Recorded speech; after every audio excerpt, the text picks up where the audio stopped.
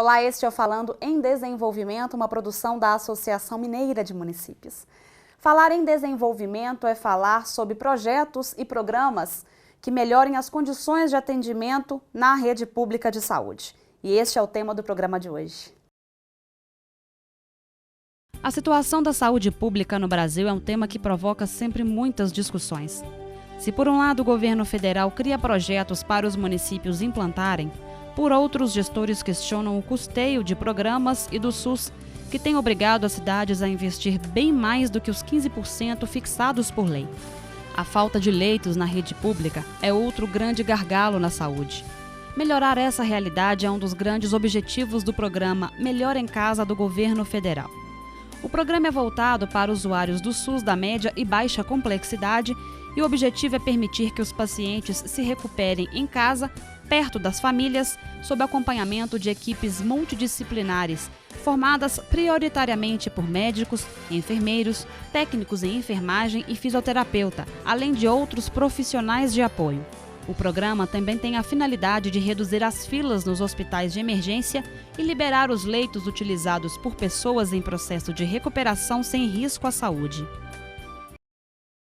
Quem nos fala mais sobre este assunto é a técnica da Coordenação Geral de Atenção Domiciliar do Ministério da Saúde, Mariana Dias. Seja bem-vinda. Muito obrigada.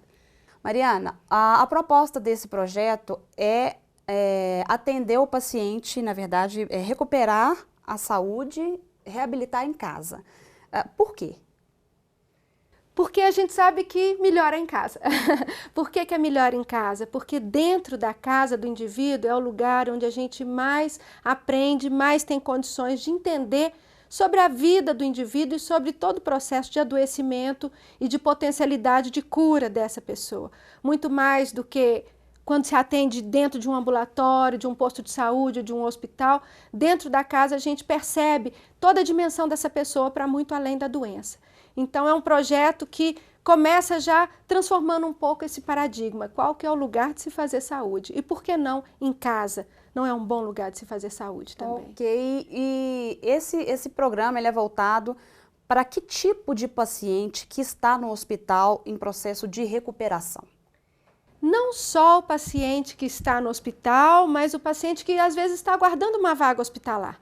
É muito comum nas nossas grandes cidades a gente ter dentro dos pronto-atendimentos, das UPAs, das urgências, pronto-socorros, filas e muitas macas no corredor aguardando uma internação hospitalar sem um quadro clínico realmente grave, às vezes com um quadro clínico intermediário. Então, para a gente poder fazer o bom uso do leito hospitalar, a gente tendo a oportunidade de oferecer para ele o tratamento domiciliar, é muito melhor para ele. Ele evita uma infecção hospitalar, o número de tempo que ele fica em casa é o mesmo número de tempo que ele ficaria dentro de um hospital, ele recebe em casa os mesmos remédios, ele recebe uma equipe composta de médico, enfermeiro, todos os dias se necessário, ele recebe os exames se forem necessários fazer e deixando o leito hospitalar para ser mais usado. Ok, mas a atenção domiciliar hoje ela é feita por equipes de PSF. Também. Né?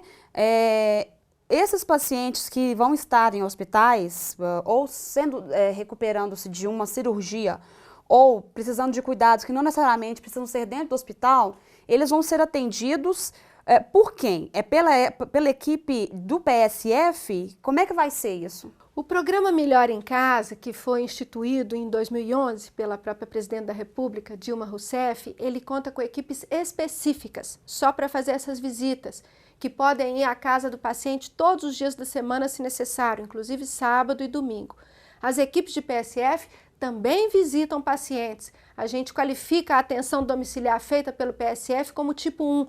A gente coloca hoje, depois desse programa instalado em 2011, a atenção domiciliar em 3 parâmetros. O tipo 1, que é a mais tranquila para os pacientes mais crônicos, feitas pelo PSF e o NASF, né? Que o paciente vai receber uma visita por mês, mas está bem controlado, a família está olhando direitinho. Esses continuam e devem sempre ser olhados pela equipe da atenção básica do seu território.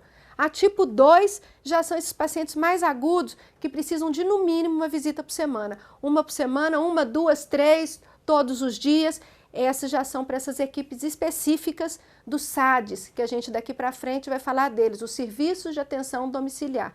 Então, na verdade, Daiane, é mais um serviço. A gente tem agora a atenção primária, que é o PSF, que é a rede básica toda, a secundária, que são as especialidades, os hospitais e as urgências, que é a atenção terciária, e agora a gente falaria da atenção domiciliar, que é intermediária entre esse hospital e essa básica, que seria uma quarta modalidade de atenção. Então, são equipes só para esse atendimento, tipo 2 e tipo 3. Qual que é a diferença do tipo 2 e tipo 3 de atendimento? O tipo 3 são pessoas que já precisam de equipamentos, por exemplo, ventilação mecânica no domicílio, BIPAPs, CPAPs, aparelhos para ventilar, paracentese, um cuidado da equipe especializada e de apoio muito grande. Então, são equipes especiais, não são o PSF que faz esse tipo de visita, porque eles não conseguem sair do posto todos os dias para fazer visita. Mas essas equipes especiais, elas vão ficar porque assim, quem faz atenção domiciliar hoje básica são as equipes de PSF. Correto. O cidadão que vai estar se recuperando de algum procedimento cirúrgico, de algum problema que teve, vai estar no hospital.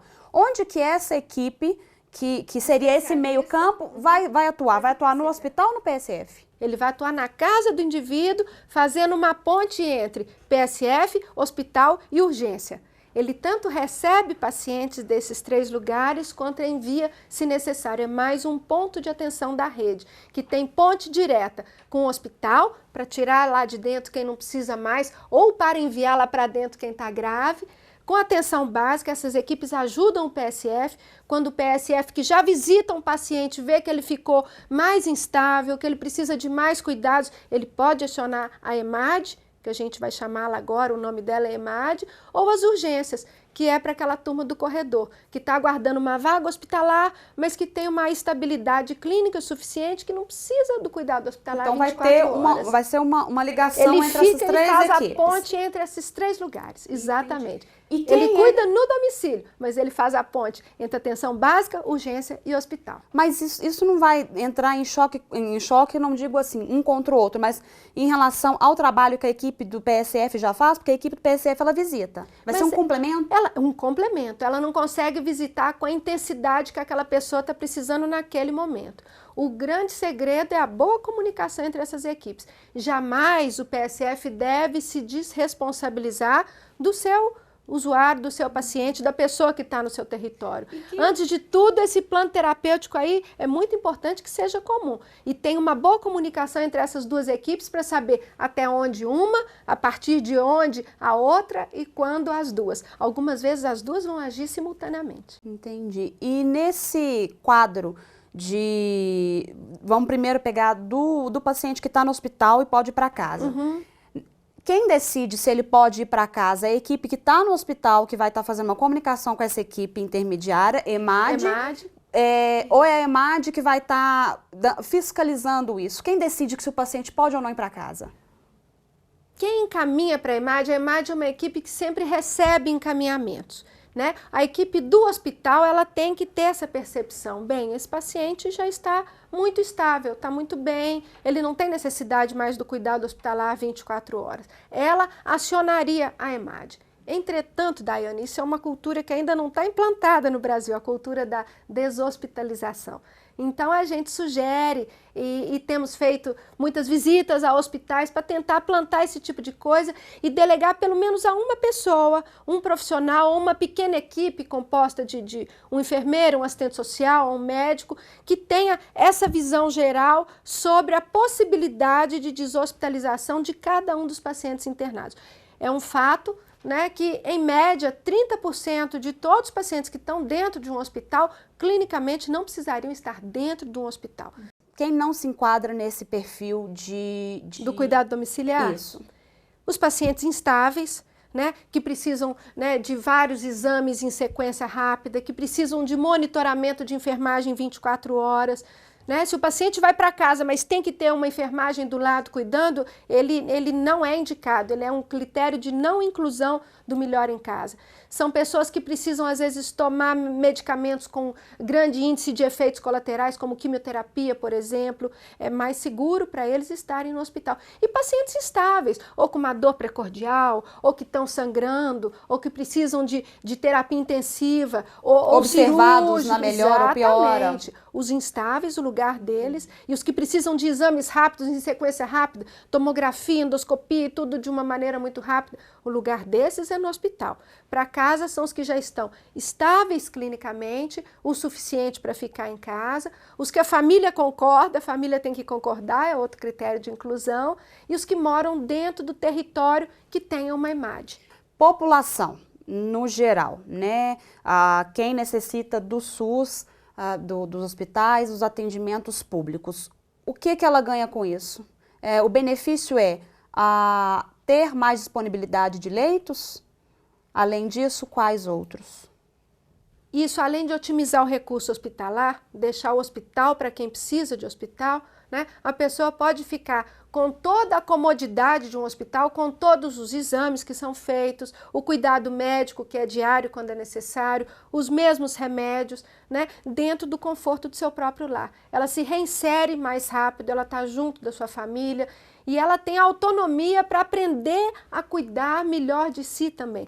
O benefício que esse tipo de equipe faz dentro de uma casa, ao lidar com uma pessoa, por exemplo, acamada, né, da vida toda, ou que está saindo de um hospital se recuperando de um acidente muito grave, é também de capacitar a família para aquele cuidado. Capacita dentro do ambiente da própria família, que é muito diferente de capacitar dentro do ambiente preparado, que é o hospital, você capacita dentro da realidade. E você ajuda aquela própria pessoa e aquela família a lidar melhor com essa situação, com os recursos que ele dispõe na realidade dele. Então isso é muito interessante, essa recuperação da autonomia da pessoa sobre sua própria vida e sua própria saúde. E eu queria falar sobre, gostaria, né, de falar sobre a estrutura que o município precisa ter, mas daqui a pouquinho, no próximo bloco, nós vamos abordar esse assunto.